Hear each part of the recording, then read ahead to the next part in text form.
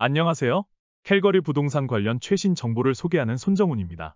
캘거리 주택 매물의 30%가 콘도입니다. 오늘은 콘도와 콘도피에 대해 설명해 드리겠습니다. 콘도피가 천차만별이고 내용이 복잡해 콘도를 매입하기 전에 콘도피에 대해 꼼꼼히 따져볼 필요가 있습니다. 최근 사스캐처원에서 다니러 온 K 여사는 간호대학에 다니는 두 아들을 위해 캘거리에 집을 하나 구하려 했습니다.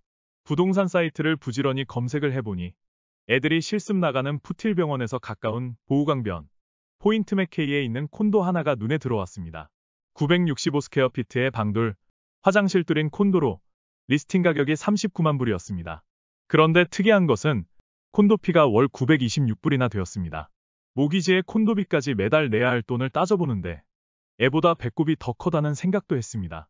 이에 비해 노스웨스트 브렌트우드의 한 콘도는 33만 7천 불의 매물로 나와 있었는데 콘도피는 278불밖에 되지 않았습니다. 이 콘도는 주인이 난방비와 전기 물세를 개인적으로 부담해야 합니다. 캘거리에서 콘도 살 때 콘도피를 잘 따져보지 않으면 자칫 낭패를 당할 수 있습니다. 콘도 가격 자체는 많지 않은데 콘도피가 이상적으로 높다면 나중에 팔 때 불리합니다. 캘거리 콘도피는 일반적으로 스퀘어피트당 월 30센터에서 80센터 수준입니다. 예를 들어 800 스퀘어피트 콘도라면 월 240달러에서 640달러 정도입니다.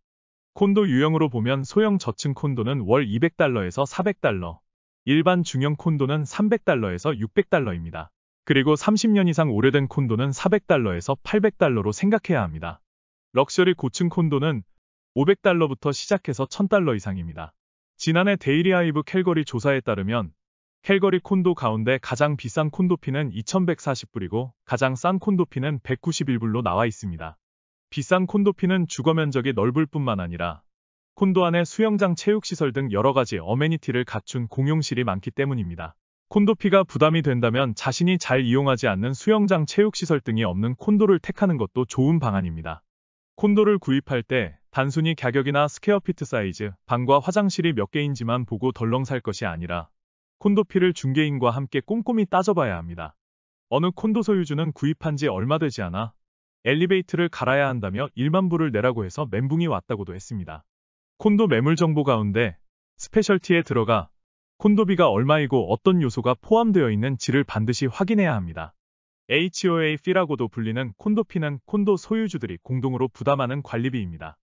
건물 유지보수, 공용시설, 유틸리티 비용, 보험 예비비 등을 포함하며 콘도에 따라 금액이 크게 차이 납니다. 제일 먼저 유틸리티가 포함되어 있는지 살펴봐야 합니다. 대개의 경우 콘도피엔 수도, 난방, 전기, 가스 등이 포함됩니다. 반면 일부 콘도는 난방비와 전기물세가 개별 청구됩니다. 이럴 경우 콘도피는 낮지만 개인 소유주가 보수 유지를 담당해 부담이 증가할 수도 있습니다. 최근 몇 년간 지붕 교체, 엘리베이터 수리 등 어떤 유지보수 작업을 했는지 확인해야 합니다. 콘도마다 콘도보드라는 콘도관리위원회나 관리업체가 있습니다. 그들에게 연락하면 콘도보드의 회의록 기록을 얻을 수 있습니다. 이 가운데 스페셜 어세스먼트 즉 특별부담금 여부를 체크해야 합니다. 너무 오랜 기간 유지보수가 없었다면 향후 큰 비용이 발생할 수도 있습니다. 같은 지역 비슷한 크기의 다른 콘도와 비교하여 콘도피가 유난히 비싸거나 저렴한지 확인하는 것이 좋습니다. 비싸다면 이유가 있는지, 저렴하면 향후 추가 부담금이 없는지 체크해야 합니다. 콘도보드 회의록을 볼 때 콘도보드의 예비비 기금을 살펴봐야 합니다. 건물 유지 보수를 위한 추가 부담이 예정되어 있는지 확인하는 것은 중요합니다. 콘도가 오래될수록 예비비 기금을 더 많이 확보해야 하므로 낡은 건물일수록 콘도피가 높을 가능성이 있습니다. 엘리베이터, 보일러, 지붕 등의 유지보수 비용이 증가하면 콘도피가 계속 오를 수가 있습니다. 많은 분들이 콘도 관리나 콘도피가 실제로 어떻게 작동하는지 잘 모르고 있습니다. 반려견이 있으면 관리 규정을 확인해야 합니다.